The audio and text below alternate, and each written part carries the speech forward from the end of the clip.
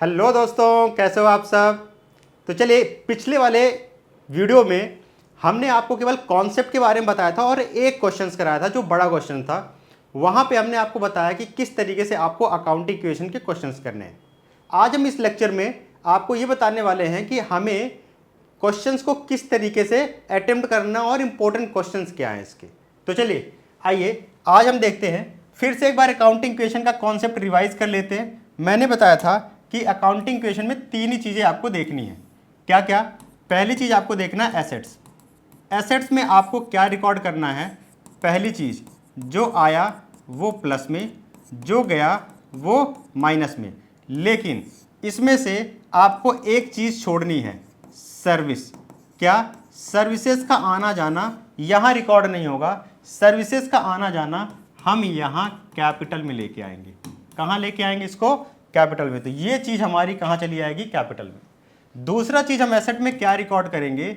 जो आने वाला है, चाहे वो पैसा हो, चाहे वो सर्विस हो, या कोई भी चीज़ें हो, जो आने वाला है, मतलब कि जो फ्यूचर में मुझे मिलने वाला है। अब ये कैसे मिलेगा? आपने गुड्स सोल्ड कर दिया, आपको पैसे नहीं मिले, तो आपको पैसे मिलने वाले हैं, वो भी एसेट साइड में ही रिकॉर्ड होगा।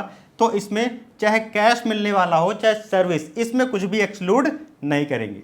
दूसरी चीज़, हमने एसेट इज इक्वल टू दूसरा कॉन्सेप्ट बनाया था लायबिलिटीज़।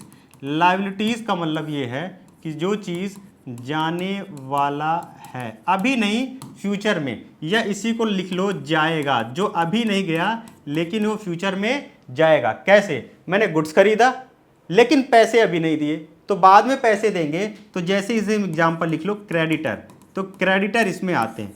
और कौन इसमें आएगा? मैंने सर्विस ली और मैंने पैसे नहीं दिए, उसको हम बोलते हैं वर्ड आउटस्टैंडिंग। क्या वर्ड बोलते हैं? आउटस्टैंडिंग। वो भी यहीं आएगा। और कुछ चीज़ें बता रहा हूँ आपको, जैसे मैंने पैसे तो दे दिए, मुझे सर्विस अभी नहीं मिली, तो मुझे वो सर्विस मिलेगी इन फ्यूचर में, तो उसको हम बोलते हैं प्रीपेड वर्ड से। तो प्रीपेड कहाँ आएगा? यहाँ।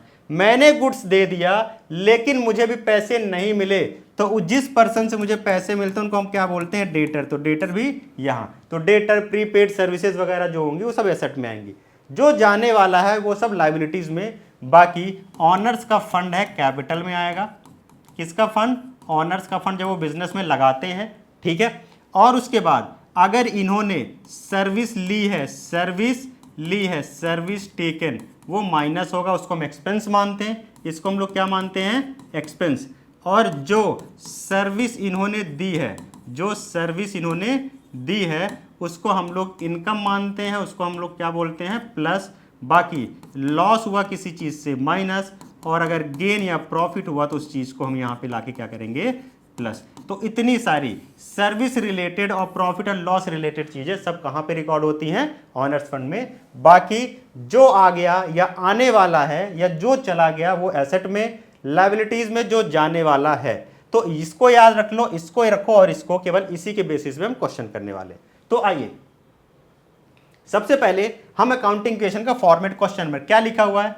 Prepare accounting equation from the followings. इससे हमें अकाउंटिंग इक्वेशन बनाना है। तो आइए सबसे पहले हम अकाउंटिंग इक्वेशन का फॉर्मेट बना लेते हैं। मैंने क्या बताया था? सबसे पहले क्या लाइन बनाना है, किसका कॉलम होना चाहिए? पर्टिकुलर का। तो यहां लिख लेते हैं पर्टिकुलर्स। यहां लिखेंगे क्या? Asset is equal to liabilities और प्लस कैपिटल। इसके बाद मैंने आपको एक तरीका बताया था कि आप पूरे क्वेश्चन में देख लो है क्या क्या चीज। स्टार्टेड बिजनेस विद कैश, तो आप एक बताओ, कैश आएगा, और वो कैश किससे आ रहा है? ऑनर से। तो हम इधर से स्टार्ट कर देंगे, कैपिटल। ऐसे ही लिखना आपको, पहले पूरे नाम लिख लेना है क्या क्या हो रहा है। परचेज गुड्स परचेज करोगे तो ध्यान दो, मैंने बताया था वो कहाँ पे आएगा? स्टॉक में आपके रख जाएगा। किससे? कैश से कर रहे हैं, तो कैश तो पहले लिखा है। कह रहा क्रेडिट, उधार में कर रहे हैं, मुझे मैंने सामान तो ले लिया लेकिन मुझे पैसे देने हैं, और जो चीज देने हैं किधर साइड? Liability side. तो आपको यहां भी लिखना होगा क्या? Word creditor. सोल्ड गुड्स, आपने गुड्स बेचा, स्टॉक में से जाएगा, क्योंकि कैश कॉस्टिंग 40,000 और प्रॉफिट ऑफ 20%। ठीक है, ये तो मुझे पैसे मिलेंगे, हमें प्रॉफिट भी किस में चला जाएगा? कैपिटल में। कह रहा ऑन क्रेडिट, उधार में मैंने गुड्स बेचा, तो ध्यान दो आपने गुड्स अगर उधार में बेचा है, मतलब आपने सामान तो दे दिया लेकिन आपको पैसे अभी मिले नहीं, मिलेंगे। और मैंने बताया जो पैसे आपको मिलेंगे, जो पैसा आने वाला है वो एसेट में, और गुड्स के लिए हम क्या वर्ड लिखते हैं, डेटर। तो हम यहां पे क्या कर देंगे, स्टॉक के साइड में प्लस कर देंगे क्या, डेटर। और इसमें लिखा हुआ पेड फॉर रेंट 5000, तो रेंट जाएगा, वो सर्विस है तो कैपिटल में से क्या कर देंगे, माइनस, क्योंकि हमने सर्विस ली, और कैश में से भी माइनस। इतना हमें वो याद रखना और इस तरीके से बना लेना। आइए सबसे पहले हम क्वेश्चन स्टार्ट करते हैं। पहला एंट्री क्या है, स्टार्टेड बिजनेस विथ कैश। कितना पैसा है बिजनेस के बाद, 2 लाख, तो हम यहां पे कितना लिख देंगे, 2 लाख। क्या इस एंट्री का स्टॉक से कोई रिलेशन है, नहीं, तो जीरो। डेटर से कोई रिलेशन है, जीरो। क्रेडिटर से इस एंट्री का कोई रिलेशन है, जीरो। कैपिटल से है ना रिलेशन, बिल्कुल, क्योंकि ये पैसे किसने भेजे थे, ऑनर ने, और ऑनर के लिए क्या वर्ड लिखा जाता है, कैपिटल। दूसरी एंट्री में हम देखेंगे purchase goods for cash 60,000 and on credit 1,50,000। आप मुझे एक बात बताओ, सिंपल, हमने पैसे से कितने सामान खरीदे, 60,000 के। हमने उधार में भी तो सामान खरीदे 150 के, तो टोटल हमने कितने का गुड्स खरीद लिया, 1,50,000 प्लस 60, 2,10,000 का। तो जब हम सेकेंड एंट्री बनाएंगे और लिखेंगे परचेज्ड गुड्स, इतना बस लिख सकते हो, for cash and on credit, तो आप अमाउंट के साथ भी लिखो, चाहे पूरा यही चीज आप यहां पे कॉपी पेस्ट कर दो, कोई प्रॉब्लम नहीं है। अब आप मुझे बताओ, आपने कितने के गुड्स खरीदा, 60,000, तो पैसा आपके पास से जाएगा, तो हम 60,000 रुपए कैश में से माइनस कर दे, प्लस। क्या इस एंट्री का स्टॉक से रिलेशन है, बिल्कुल है, क्योंकि इसने क्या खरीदा है, गुड्स, और टोटल गुड्स कितने का खरीदा, 2,10,000 का, तो हम टोटल लिखेंगे 2,10,000 प्लस। क्या इसका डेटर से, क्या मुझे इस एंट्री से कोई पैसे मिलने वाले हैं, नहीं, तो यहां पे क्या लिखना है, जीरो।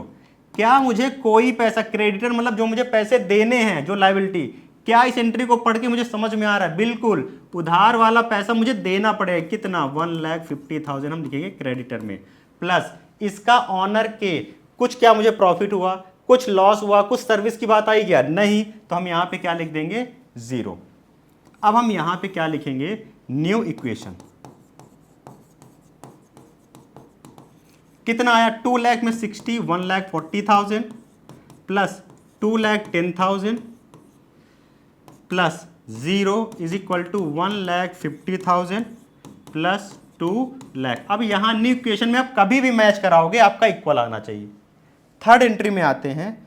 थर्ड एंट्री में क्या दिया हुआ है, थर्ड एंट्री में लिखा हुआ है सोल्ड गुड्स फॉर कैश, मतलब ये वाला कॉस्टिंग कितने की, 40,000 की, मतलब जो गुड्स हमने बेचा वो 40,000 का 20% किस पे बेचा, प्रॉफिट पे। तो आ जाओ 40,000 का पहले निकालो 20%, 20/100, डबल जीरो कैंसिल, 4 2 जा, कितना आ गया, गुड्स तो 40,000 में खरीदा था लेकिन उसमें 8,000 का प्रॉफिट जोड़ दिया, तो टोटल मुझे जो कैश मिलेगा वो कितना मिलेगा, 48। तो आओ मुझे टोटल जो कैश मिलेगा हम यहां पे लिख देते हैं sold goods for cash and on credit.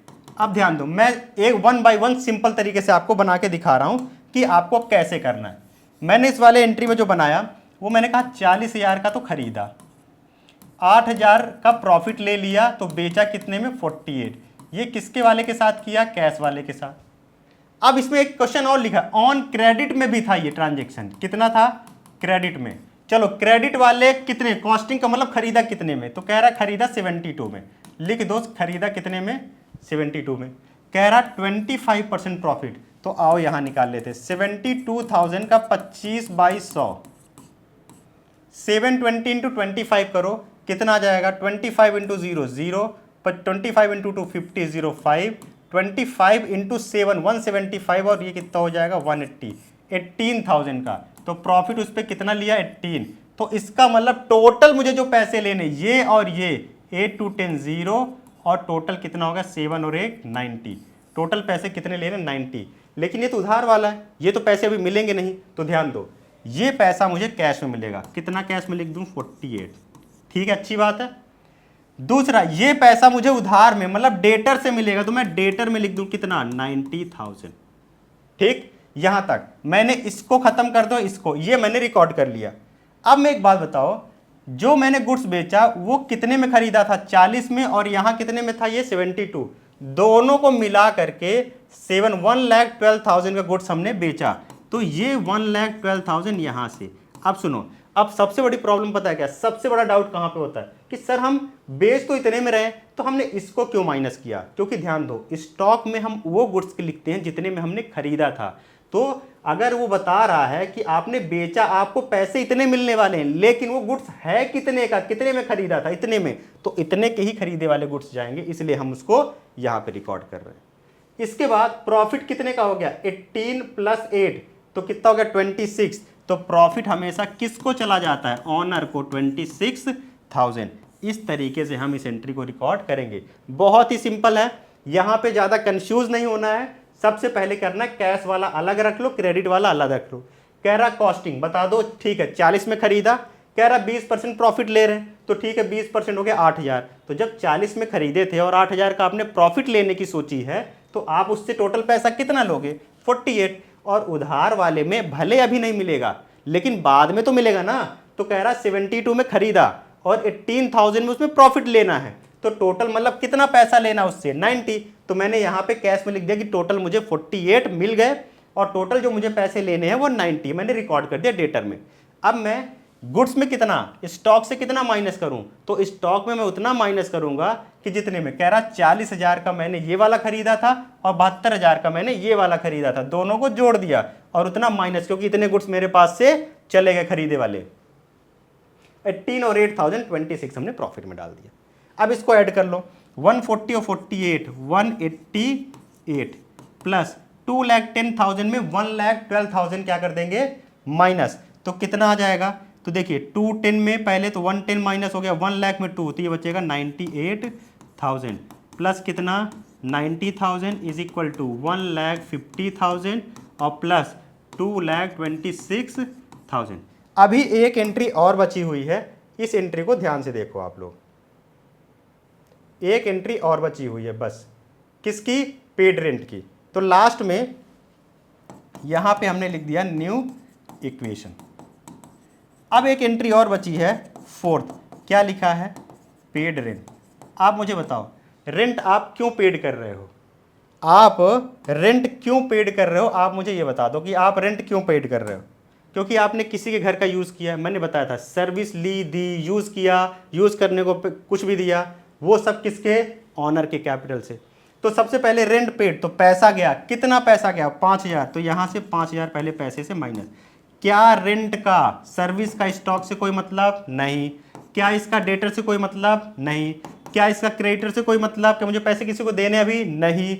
मैंने यहाँ पे सर्विस में डाल दिया 700 माइनस करो, क्यों, क्योंकि ऑनर्स ने, हमने फर्म में जो सर्विस ली है उसका पैसा कौन भरेंगे, ऑनर, तो ऑनर के अकाउंट से उतना पैसा माइनस हो जाएगा। तो क्लियर है, तो इतना हम यहाँ पे कर लेते हैं। 1,88,000 5,000, तो 1,83,000 प्लस ये कितना बचा, 98,000 प्लस ये कितना बचा, 90,000 इज इक्वल टू 1,50,000 यहाँ, और यहाँ से 700 अगर आप माइनस करोगे, 1 सेकेंड, 5,000 बाय मिस्टेक, ये यहाँ पे हमारा अमाउंट है 5,000, तो जब आप यहाँ से 5,000 माइनस करोगे तो ये हो जाएगा 2,21,000।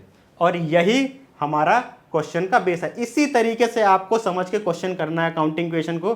कोई भी डाउट होता है कमेंट बॉक्स पे कमेंट भी करिए, ठीक है। और अगर कुछ भी थोड़ा बहुत आपको लग रहा है कि ये चीज़ नहीं समझ में आ रहा है, तो आप तुरंत कमेंट बॉक्स पे कमेंट करके मुझे बता सकते हैं और मैं इससे भी अच्छी वीडियो आपके लिए लेकर आऊँगा। तो अभी तक के लिए इस वीडियो में सिर्फ इतना ही, मिलते हैं बहुत ही जल्द नेक्स्ट वीडियोज़ में।